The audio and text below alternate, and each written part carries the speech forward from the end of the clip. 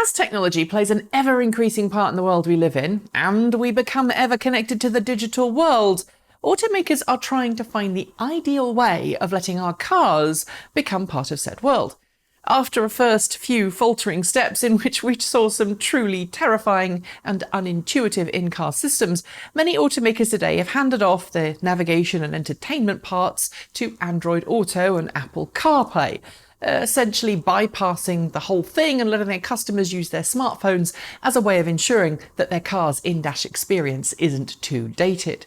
Tesla, and now a few other automakers, have used different approaches, offering over-the-air software updates that add new functionality and tweak existing ones to dashboards to keep their vehicles feeling up-to-date and fresh. Of course, Tesla's center console, that massive 17-inch portrait display in the Model S and X and 15-inch landscape one in the Model 3, is applauded by many as like having a giant touchscreen iPad in the middle of your car, and essentially the thing that everyone should follow. And Byton, whose upcoming M-Byte has a door-to-door 48-inch curved digital dashboard that it calls a shared experience display, has taken the concept of digital displays to a whole new level. This includes supplementing the already massive dash screen with a digital display in both the front armrest console and even the steering wheel. That's more screen real estate than I think most people have on their home computer. But I digress. The idea, of course, is that in the future, when cars drive themselves, we'll be able to use these massive displays to entertain ourselves while we travel. Today, those screens are used to provide information to the driver and the passengers, although some people have commented that there is now a case of information overload if you're not too careful using those displays when you're on the road, especially at night.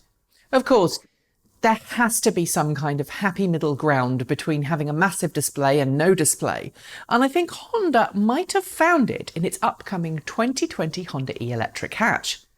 And yes, I know not everyone lives in a market where the Honda e will be sold, but as dash designs go, I think this one is so good it's worth talking about anyway.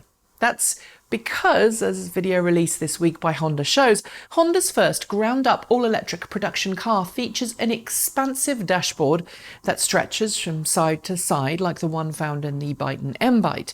The difference? It's more modest, and instead of being made up of a single display panel, is actually multiple displays side by side. And the result, I think, could show us the infotainment dashboard of the future. And here's why.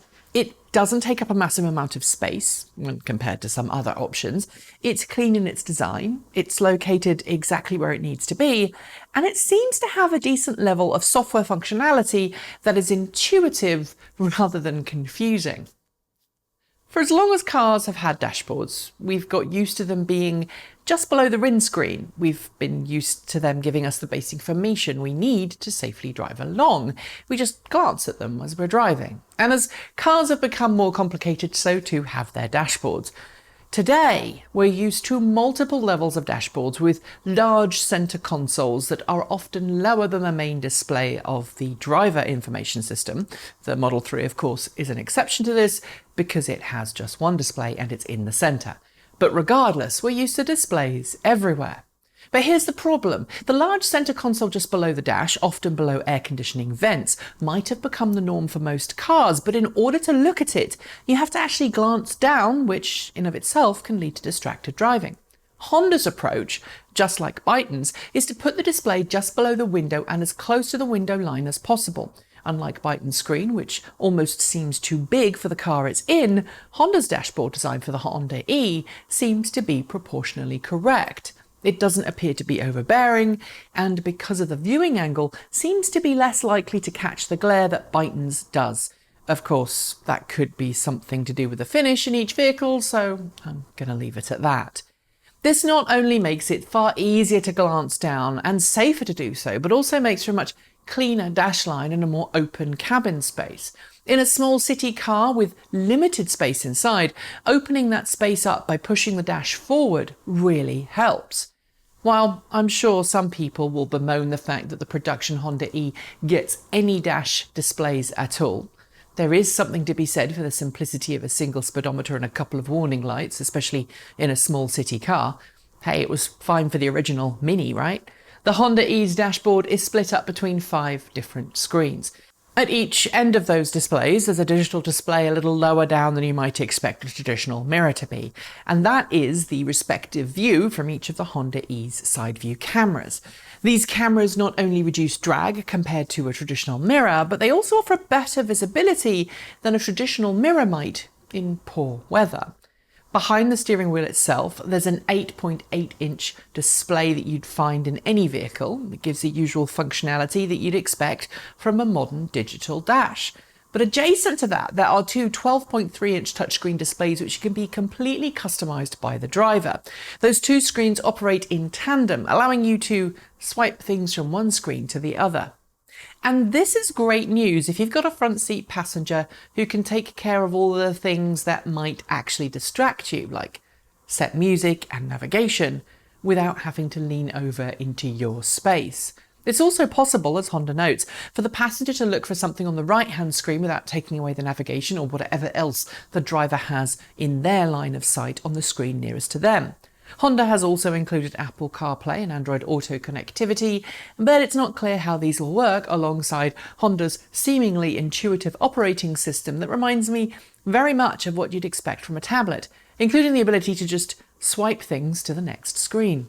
Honda says the Honda E will come with an AI voice assistant, which it claims makes full hands-free operation possible. Again, this, if it works, should eliminate some of the distractions that would be possible with your average large touchscreen display. Only time will tell, of course, if that will be the case or not, as there's often a big gulf between what an automaker says its AI system should do and what actually happens. But I should note that voice assistants in cars have gotten a lot better in recent years. Designing digital dashboards is a lot harder than you might think, and while multi-level and multi-screen displays are now the norm in the industry, I think the clean lines and not too large displays of the Honda E Dash is what automakers should be looking to emulate. Add in over-the-air updates, and you're left with a highly customizable dash that isn't overbearing or distracting. And I think that should enable us to get the tech we want without making things stupid or dangerous. What do you think? That's it. Thanks for watching. Let us know if you liked it or didn't like it below. Scribble a comment, hit the notification bell, and if you want to help us make more of these videos, please do consider becoming a patron of us on Patreon. You can send $1 or $2 every month, buy us a coffee through Ko-fi, or visit our merch store. I'll be back soon with another episode, but until that point, keep evolving.